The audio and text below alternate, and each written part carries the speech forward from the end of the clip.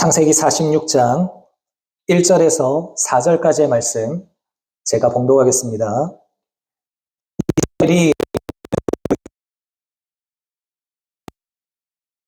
하나님께 희생 제사를 드리니 그 밤에 하나님이 이상 중에 이스라엘에게 나타나 이르시되 야곱아 야곱아 하시는지라.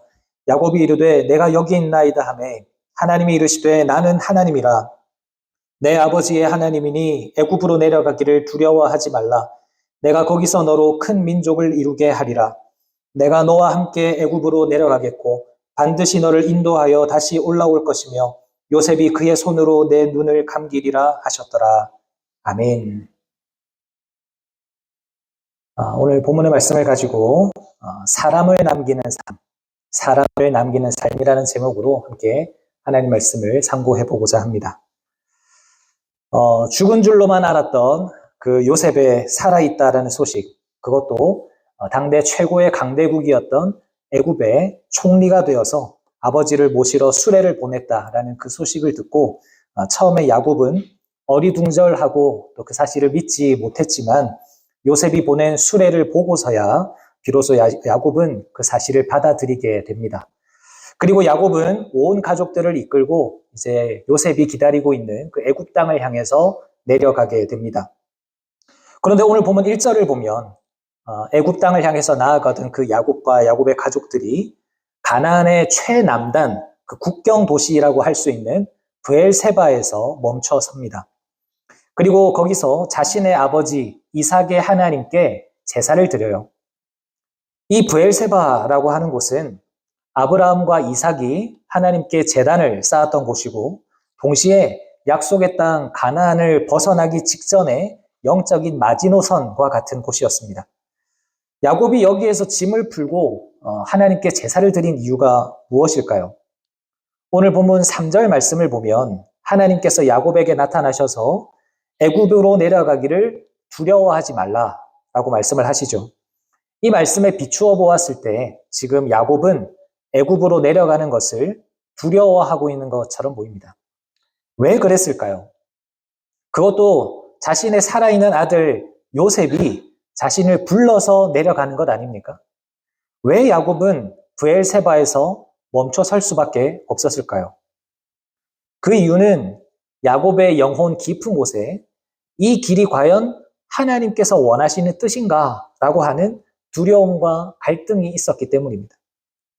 야곱에게 있어서 가나안이라고 하는 땅은 하나님께서 아브라함과 이삭 그리고 자신에게 약속하신 약속의 땅이었습니다.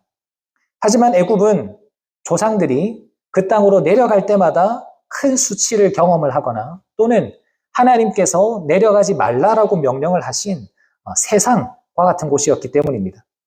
그래서 야곱에게 있어서 애굽으로 가는 것은 단순한 이민 정도가 아니었습니다.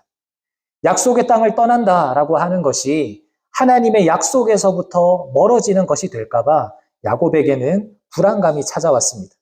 그리고 130년 평생을 살아왔던 그 가나안 땅을 떠난다라는 것이 사실 쉬운 일이 아니었어요.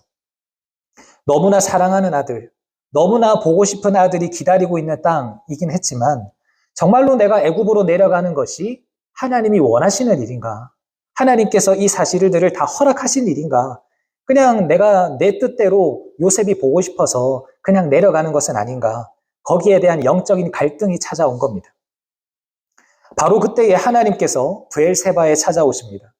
그리고 깊은 고민에 빠져있는 야곱을 향하여서 애굽으로 내려가기를 두려워하지 말라라고 말씀을 하세요. 그런데 하나님께서 여기서 이렇게 야곱에게 말씀하시는 것을 자세히 살펴보면 요셉이 너에게 잘 해줄 거니까 너무 걱정하지 말고 가라. 아들이 총리인데 무슨 걱정이냐. 이렇게 말씀하시지 않으세요. 그렇게 말씀하시지 않으시고 오히려 약속의 땅을 떠나서 세상 한가운데로 나아가는 야곱을 향하여서 애굽 땅에서 어떤 약속을 붙들어야 되고 어떤 삶의 목적을 가지고 살아가야 하는가 하는 것들을 말씀을 해주십니다. 세상 가운데 나아갈 때에 잊지 말고 붙들어야 될 3가지 지침을 말씀을 해주시는데요. 오늘 이 시간 함께 이 말씀을 살펴보면서 우리에게 주시는 교훈을 받고자 합니다. 사실 우리도 주일에는 함께 이곳에 모여서 예배를 드리고 또 함께 이 세상 가운데 살아갈 힘을 또 은혜를 이곳에서 받아 누리긴 하지만 결국은 우리의 일상은 어디에서 이루어집니까? 저 세상 아니겠습니까? 그래서 때로는 세상 가운데로 나아가는 것이 오늘 본문의 야곱처럼 두렵게 느껴질 때가 있습니다. 막막하게 느껴질 때도 있어요. 하지만 오늘 이 말씀을 함께 묵상하면서 그 두려움이 우리를 향한 거룩한 사명으로 변화되기를 간절히 바랍니다. 이 말씀 가운데 드러난 하나님께서 우리에게 요구하시는 삶의 모습이 무엇인지를 깨닫고 주님 안에서 귀한 결단을 하는 이 시간 되기를 주님의 이름으로 축원합니다. 먼저 첫째로 세상 가운데 나아가는 우리가 붙들어야 하는 것은 우리는 세상에 파송받은 존재다라는 겁니다. 우리는 세상에 파송받은 존재예요.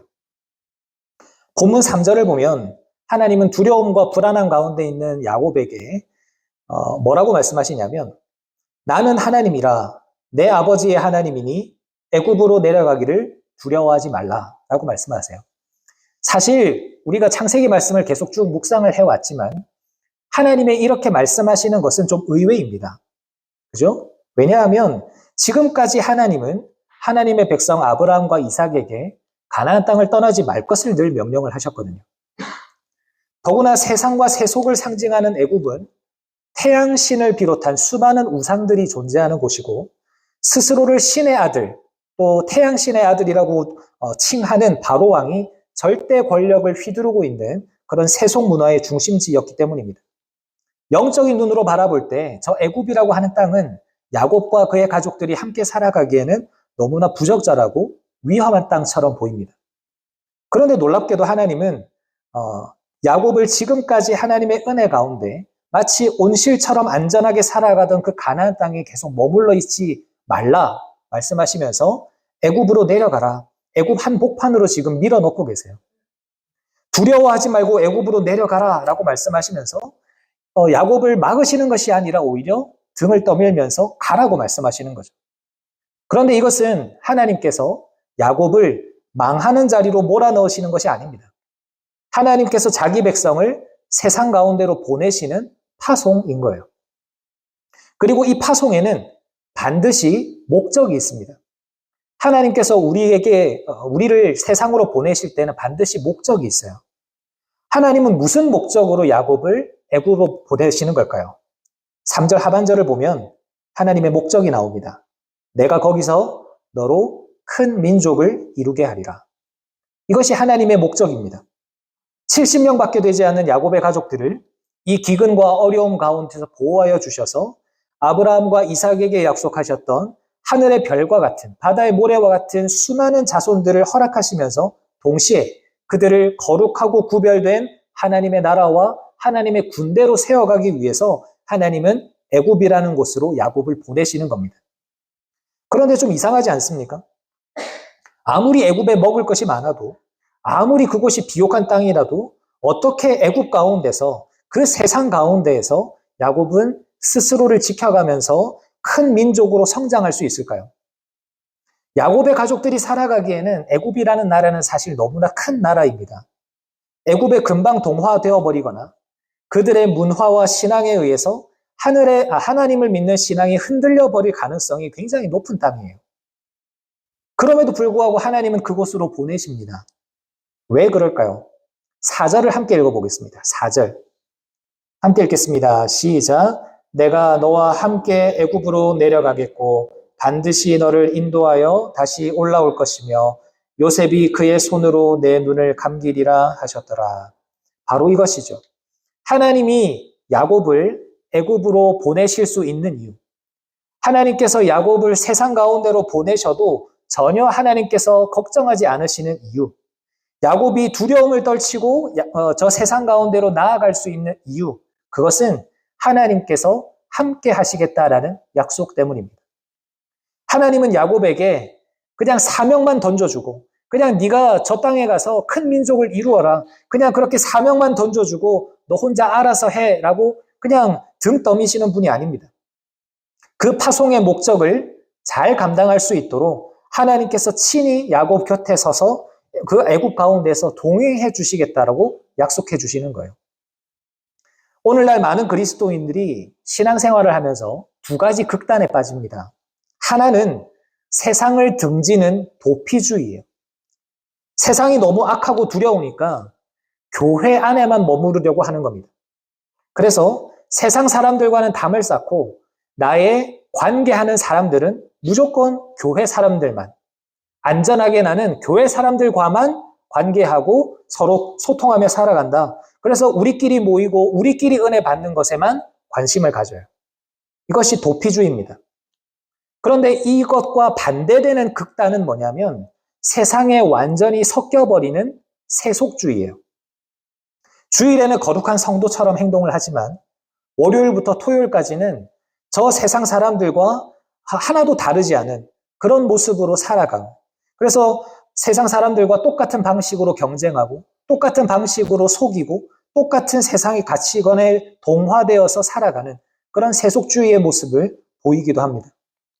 그러나 여러분, 기독교 신앙이라는 것은 도피도 아니고 동화도 아닙니다. 우리의 영적인 정체성은 무엇이냐면 우리는 세상에 파송받은 존재라는 거예요. 여러분, 우리의 애굽이 어디입니까? 매일매일 출근해야 하는 직장입니까? 아니면 예수님을 모르는 불신 가족이 있는 우리의 집안입니까? 아니면 내 취미와 즐거움을 위해서 함께 모이고 있는 그 지인들과의 모임입니까? 그곳이 어디이든 끊임없이 우리가 여러 가지 유혹을 받거나 여러 가지 삶의 시험을 경험하는 곳, 우리의 신앙에 도전을 받는 자리가 바로 우리의 삶의 애굽입니다. 하나님은 우리를 그곳으로 파송하세요. 단지 그곳에서 돈을 벌기 위해서, 밥을 먹고 살기 위해서가 아니라 그곳에서 하나님의 백성들을 길러내고 하나님의 나라를 세워가고 하나님의 큰 민족을 이루어가는 그 사명을 감당하기 위해서 우리를 그곳으로 보내시는 겁니다. 그곳으로 나아갈 때마다 우리는 두려워요. 오늘도 내가 신앙을 잘 지킬 수 있을 것인가? 내가 저 애굽에서 저 세상에서 살아가면서 내 신앙이 변질되지는 않을 것인가? 저 땅에서 살아가는 것이 나에게 결국 손해가 되는 일은 아닌가? 그런 마음이 찾아오면서 애굽으로 세상으로 내려가기를 주저하면서 자꾸 브엘세바에 머무르고자 하는 것이 우리의 마음입니다. 그러나 여러분, 하나님께서 우리에게도 동일하게 말씀하십니다. 세상으로 내려가기를 두려워하지 말라. 왜요? 내가 너와 함께 세상 가운데로 너의 직장과 너의 일터와 너의 가정과 너의 삶의 모든 자리에 내려가겠다 말씀하고 계시는 겁니다. 하나님을 예배하는 이 자리에서 우리에게 은혜 주시는 그 하나님은 이 자리가 아닌 저 세상 가운데서 여전히 수많은 사람들과 수많은 가치들과 수많은 유혹들과 시험을 마주하며 살아가는 우리와 동일하게 함께 하시는 줄 믿으시기를 바랍니다. 믿지 않는 사람들, 특별히 믿지 않는 가족들 가운데서도 하나님은 그렇게 외롭게 신앙을 지키며 살아가는 우리와 함께 하십니다. 우리는 험악한 세상 가운데 홀로 버려진 고아와 같은 자들이 아닙니다. 하나님과 함께 이 세상 가운데에서 하나님의 귀한 일들, 그 귀한 사명을 감당하며 살아가는 귀한 존재임을 믿습니다. 오늘 이 시간 우리를 저 세상으로, 저 애굽으로 보내시는 하나님의 마음을 기억하면서 내가 너와 함께 가겠다라는 그 약속을 붙들고 저 세상에 대한 두려움을 이겨내는 우리 모두가 다 되시기를 주님의 이름으로 축원합니다. 또한 둘째로 세상 가운데 나아가는 우리가 붙들어야 하는 것은 우리는 나그네라는 것입니다. 나그네. 오늘 보면 4절을 다시 보십시오. 하나님께서 내가 너와 함께 애굽으로 내려가겠다라고 말씀하신 이후에 곧장 중요한 약속 한 가지를 주세요. 그것이 무엇입니까? 반드시 너를 인도하여 다시 올라올 것이다. 하나님은 지금 야곱을 애굽으로 보내시면서 동시에 애굽에서 다시 가나안으로 올라오게 할 것을 말씀하고 계세요. 먼 훗날 하나님께서 출애굽의 구원 역사를 이루어내겠다라는 선언을 지금 미리 하고 계시는 것이죠. 여러분, 이것이 무엇을 의미하겠습니까? 애굽, 그러니까 저 세상은 우리가 영원히 머무르는 종착지가 아니라는 겁니다. 우리가 사명을 감당하기 위해서 잠시 머무는 자리일 뿐 저 세상이 우리의 영원한 본토, 고향이 되지는 않는다라는 것입니다. 애굽에 있는 고센 땅이 아무리 살기 좋아도, 바로 왕이 아무리 많은 혜택과 또 특권을 주어도 하나님의 백성이 영원히 거해야 할 곳은 결국 하나님이 거하시는 가나안 땅이라는 사실을 우리는 잊어서는 안 됩니다. 애굽으로 내려가되 그곳에서 하나님의 사명을 감당하며 열심히 살아가되 다만 그 땅에 깊은 뿌리를 내리지 말라라는 나그네로서의 삶을 하나님이 요구하고 계시는 겁니다. 그런데 우리의 현실은 어떻습니까? 우리가 그리스도인으로서 저 세상으로 보냄받은 사람이라는 것은 잘 알지만 어느 순간 그 세상의 안락함과 또 세상이 가져다주는 성공의 맛에 취할 때가 많습니다. 애굽의 문화에 익숙해지고 세상 사람들이 누리는 부와 명예와 권력이 좋아 보이기 시작합니다. 그러다 보면 처음에는 사명자로서 주님 주시는 사명을 잘 감당하면서 내가 이 세상에서 하나님을 위해서 하나님 나라를 세워가는 일에 열심을 내야지 하면서 살아가다가도 시간이 지날수록 어떻게 하면 내가 더 많은 것을 누릴 수 있을까? 어떻게 하면 이 세상에서 더 높은 자리, 더 안정적인 자리를 차지할 수 있을까라는 것을 고민하기 시작합니다. 이것이 우리가 끊임없이 경계해야 하는 영적인 기억상실증입니다. 내가 어디로 돌아가야 하는 사람인지, 내 본향이 어디인지를 잊어버린 채 애굽 사람, 저 세상 사람들과 똑같은 가치관으로 살아가는 겁니다. 성경은 끊임없이 우리를 나그네라고 부릅니다. 사도 베드로는 베드로 전서를 쓰면서 수신자, 이 편지를 받아드는 수신자들을 향해서 성도라고 부르지 않고 나그네라고 부릅니다. 신앙의 선진들에 대해서 기록하고 있는 히브리서 11장에 보면 그 13절에 믿음의 선진들이 다 나그네였다라고 증언하고 있습니다. 특별히 사도 요한은 요한일서 2장 15절에서 이 세상이나 세상에 있는 것들을 사랑하지 말라라고 단호하게 경고합니다. 여러분, 우리가 알다시피 이 사도 요한은 사랑의 사도예요. 그런데 그토록 서로 사랑하라라고 강조하던 요한이 왜 세상을 사랑하지 말라라고 단호하게 이야기하는 걸까요? 세상에 뿌리를 내리고 세상의 가치를 사랑하기 시작하면 정작 우리가 사랑해야 할 하나님을 사랑하지 않게 되기 때문입니다. 이 땅의 영광은 언젠가 썩어지고 지나갈 안개와도 같은 것인데 그것들이 마치 영원할 것처럼 붙들고 그것에 뿌리를 내려버리면 우리의 영혼이 그 세속이라고 하는 늪에 빠져서 죽어가게 되기 때문입니다. 사랑하는 여러분, 나그네는 어떤 사람입니까? 나그네는 자기가 지금 머물고 있는 호텔방을 금으로 장식하거나 그 호텔방 앞에 자신의 이름, 명패를 붙여놓지 않습니다. 며칠 뒤면 이곳을 떠날 사람이라는 것을 자신이 너무나 잘 알기 때문에 언제든지 짐을 싸서 자기 집으로, 자기 본향으로, 자기 고향으로 돌아갈 준비가 되어 있는 사람이 나그네예요. 마찬가지입니다. 우리가 이 세상을 등지고 살아갈 수는 없습니다. 저 세상 속에서 우리는 사업도 해야 하고, 직장 생활도 해야 하고, 사람들도 만나야 하고, 자녀들도 잘 키워야 합니다. 그리고 세상이 주는 유익과 재물들을 잘 사용하면서 살아가야 합니다. 하지만 우리가 기억해야 하는 것은 우리는 그것들을 잘 사용해야 하는 사람이지 그것을 사랑하면 안 된다는 겁니다. 언젠가 주님께서 우리를 부르시면 미련 없이 이 땅의 장막을 걷어내고 영원한 약속의 땅, 저 하나님 나라를 향해서 나아가야 할 우리는 나그네인 것입니다. 여러분, 우리의 마음은 지금 어디에 뿌리를 내리고 있습니까? 세상의 성공과 재물입니까? 아니면 하나님의 나라와 하나님의 약속입니까?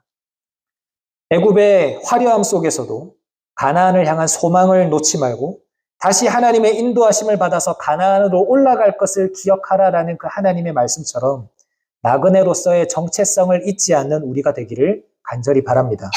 세상의 헛된 것에 뿌리를 내리려는 그 영적인 욕망들을 다 내려놓고 저 높은 곳을 향해서 우리의 본향을 향해서 늘 소망을 두고 살아가는 우리 모두가 다 되시기를 주님의 이름으로 축원합니다.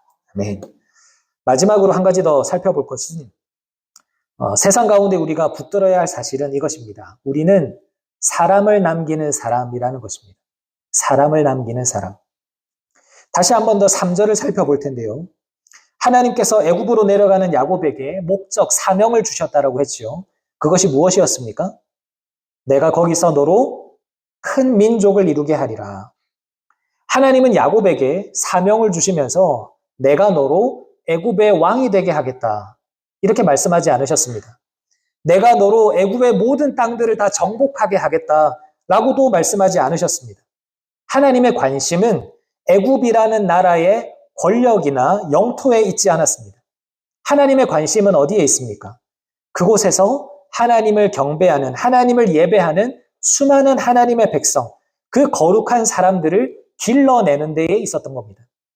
이것이 세상을 살아가는 우리가 기억해야 할 사명의 핵심입니다. 많은 경우에 우리 그리스도인들은 세상을 변화시킨다라는 명목하에 이른바 고지론에 빠질 때가 있습니다. 고지론이 뭐냐면 전쟁에서 유리한 고지를 점령하기 위해서 그 고지를 점령해야 전쟁을 승리할 수 있다라고 말하는 것처럼 이 땅의 정치나 사회나 경제, 문화 이런 사회 각 분야의 고지를 그리스도인들이 점령을 하고 각 분야에서 높은 자리에 올라가야, 그래서 그리스도인들이 높은 자리에 올라야 세상을 변화시킬 수 있다라고 말하는 이론입니다. 그래서 세상 가운데서 그리스도인들이 늘 1등을 해야 하고 높은 지위에 올라가야 하고 이 사회의 모든 시스템을 기독교적인 것으로 다 바꿔야 된다. 그것이 하나님께 영광이 된다라고 주장하는 것이 고지론이에요. 그런데 여러분, 과연 그럴까요? 예수님의 삶은 어떠하셨습니까? 예수님께서 이 땅에 오셨을 때 수많은 유대인들, 예수님을 따랐던 그 수많은 유대인들이 기대했던 것이 무엇이었습니까?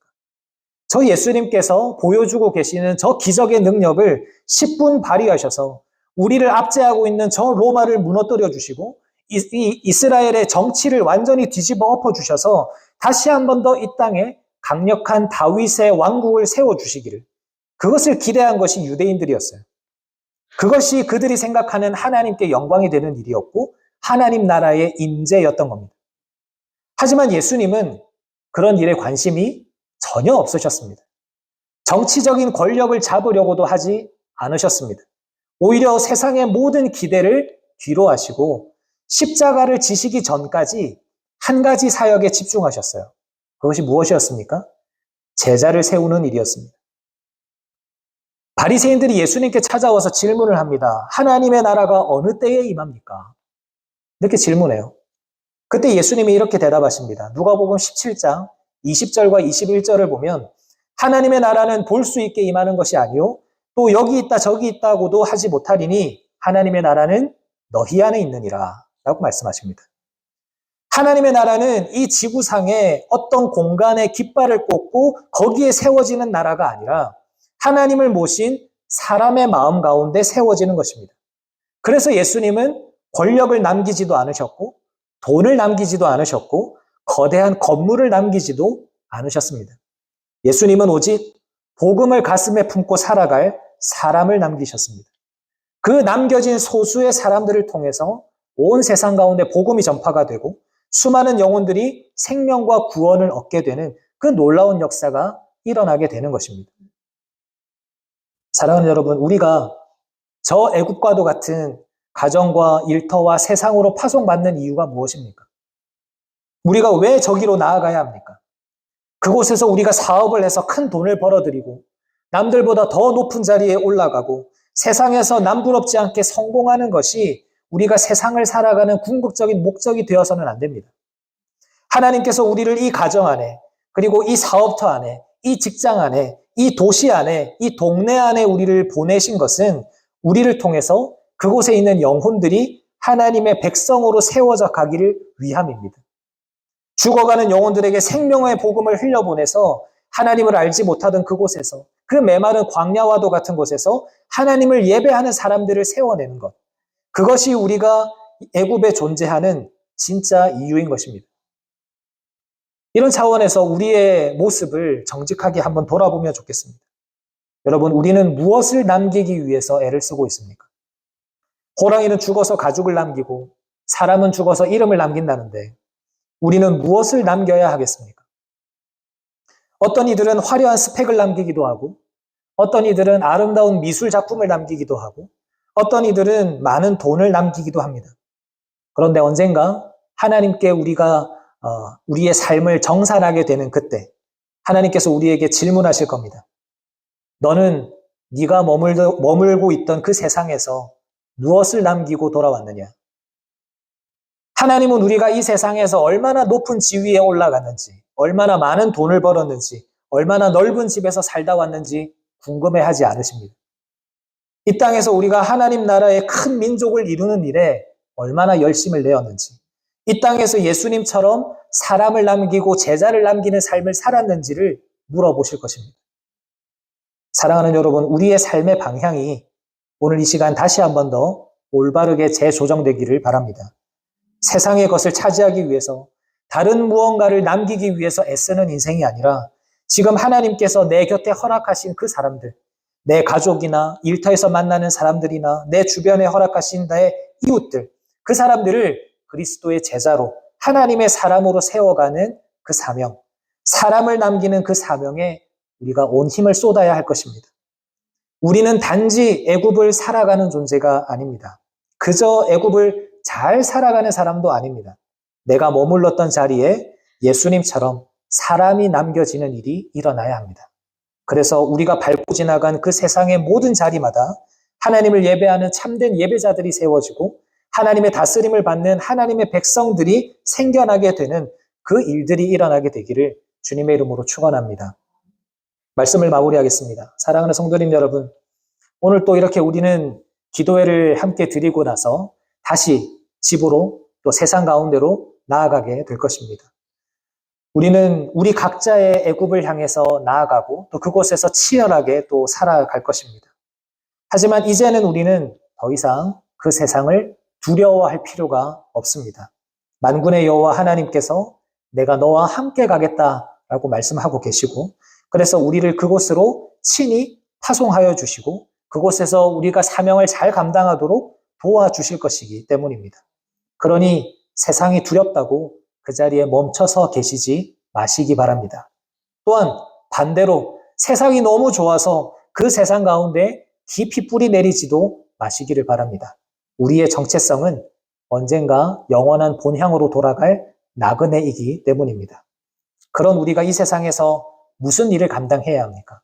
나그네로서 잠시 세상에 살아가면서 우리가 감당해야 할 일은 바로 사람을 남기는 일입니다. 내 곁에 있는 영혼들이 나로 인해서 힘을 얻고, 나로 인해서 위로를 얻고, 나로 인해서 예수 그리스도를 알게 되고, 그래서 그 마음 가운데 우상이 제거되고, 그 마음 가운데 십자가가 세워지고, 참 생명을 얻어서 하나님의 자녀가 되어지는 것.